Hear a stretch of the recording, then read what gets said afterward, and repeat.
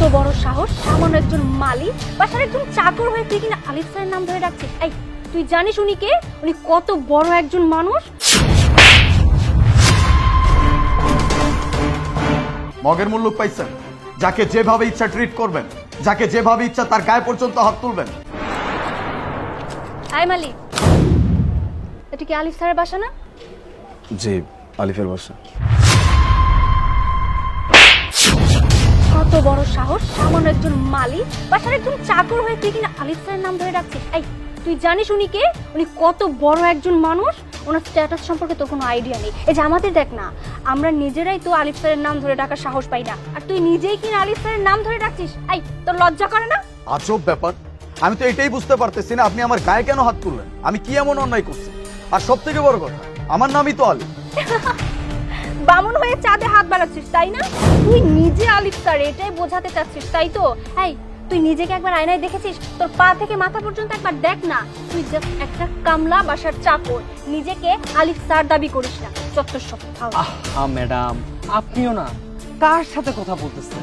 আপনার স্ট্যাটাস কোথায় আর ওর স্ট্যাটাস কোথায়? আর ম্যাডাম শুনুন, ও নিজেকে কেন আলিফ স্যার দাবি করতেছে জানেন? আপনার মতো একটা স্মার্ট সুন্দরী মেয়ে দেখেছে, এখন নিজেকে বড় করতে হবে না তার জন্য। শুনুন, এর মতো পাগল ছাগলের সাথে কথা বলে সময় নষ্ট করার সময় আমাদের হাতে নেই। এই তুই আমাকে আগে এটা বলতো, আলিফ স্যার কয়তলায় থাকে? দোতলায়। ম্যাডাম চলুন। এক্সকিউজ মি, আমি তো আপনাদেরকে বললাম আমার নাম আলিফ। আপনাদের কি দরকার, কি করতে আসছেন বা কি বলতে আসছেন আমাকে বলুন। শোন, তোর কপালটা না অনেক ভালো, তার জন্য তোকে এখন কিছু করলাম না। একটা জরুরি কাজ আলিফ স্যারের কাছে যাচ্ছি, কাজটা শেষ করে আসি, তারপর দেখবি তোর মতো কামলাকে কিভাবে সাহায্য করি। ম্যাডাম চলুন।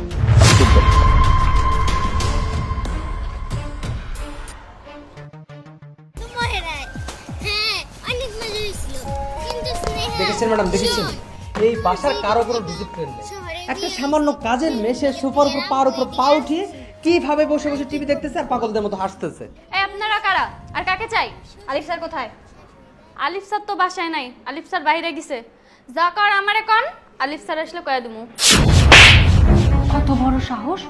একদম ঠিক কথা বলেছো, তোদের কোনো ডিসিপ্লিন নেই। যদি থাকতো এভাবে স্যারের নাম ধরে ডাকতে পারতিস না। তুই স্যার বলে ডাকবি? কিসের আলিফ? হ্যাঁ কিসের আলিফ? কি হয়েছে? দেখেন না স্যার, এই স্যার আর ম্যাডাম কই থেকে এসে আমার গায়ে হাত তুলছে। কত বড় সাহস মালির বাচ্চা! তোকে তখনই কিছু একটা করা উচিত ছিল। তোকে আমি শুধুমাত্র ছেড়ে দিয়েছিলাম, আমার উচিত ছিল আমার জুতা খুলে তোকে পেটানোর।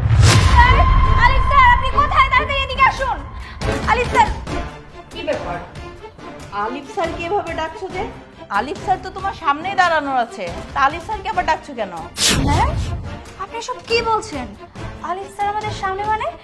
উনি আলিফ স্যার? আমার কিন্তু বিশ্বাস হচ্ছে না, কিভাবে সম্ভব এটা? এক্সকিউজ মি, কাকে মালি বলতেছেন? আমি নিচেও আপনাদেরকে বলছি আমার নাম আলী। আপনারা যার কাছে আসছেন, যেই কাজে আসছেন, সেই মানুষটাই আমি। আপনারা আমার কোনো কথাই শুনলেন না, উল্টো আমার গায়ে হাত তুললেন, আমার সাথে যা ইচ্ছা তাই ব্যবহার করলেন।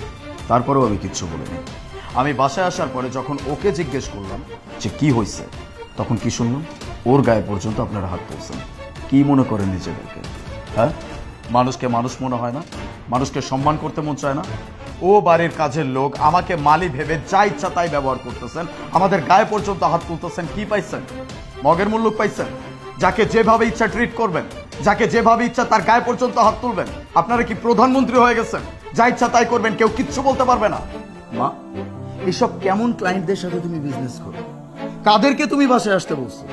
আজকে আমি অফিসে যেতে পারি নাই, দ্যাটস ওয়াই বলছি যে তাদেরকে বাসায় আসতে বলো। তারা বাসায় আসছে, আমি নিচে গাছগুলোর পাতা ছাঁটাই করতেছিলাম। এই সময় তারা আমাকে জিজ্ঞেস করলো আলিফ সাহেব কোথায় থাকে বা আলিফ সাহেব কোথায়। আমি তখন তাদেরকে স্পষ্ট ভাষায় বলছি আমার নাম আলিফ। আমার সাথে কি আচরণ করছে তুমি কল্পনা করতে পারবা না। আমার সাথে যা ইচ্ছা তাই ব্যবহার করছে, আমার গায়ে পর্যন্ত হাত তুলছে, আমার ভিতরে এসে ওর গায়ে পর্যন্ত হাত তুলছে।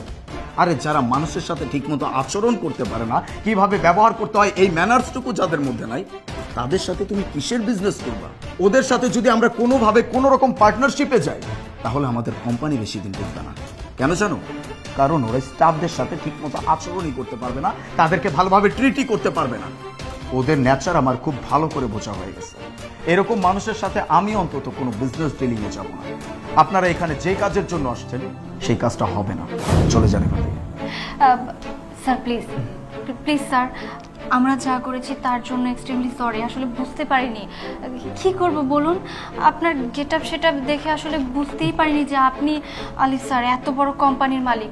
আপনার গেট আপ সেট আপ দেখে আপনাকে মালিই মনে হয়েছিল, দ্যাটস ওয়াই আপনার সাথে এরকম বিহেভ করেছি আমরা। প্লিজ এই ডিলটা আপনি ক্যান্সেল করবেন না, এটা নিয়ে আমাদের অনেক বড় একটা স্বপ্ন আছে।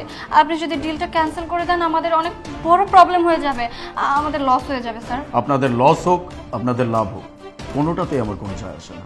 চলে যেতে বলছে, সম্মান থাকা অবস্থায় এখান থেকে চলে যান। একটু বোঝার চেষ্টা করুন না স্যার, অনেক আশা নিয়ে আপনার কাছে এসেছি স্যার। এবার যদি আপনি আমাদেরকে এইভাবে ফেরত দিয়ে দেন স্যার, আমরা একদম পথে বসে যাব স্যার। আমাদের কোনো কিছু করার কথা করে স্যার, দেখুন আমরা না জেনে না বুঝে আপনার সাথে এই ব্যবহারটা করে ফেলেছি। প্লিজ স্যার আপনি আমাদেরকে মাফ করে দিন স্যার। আউট।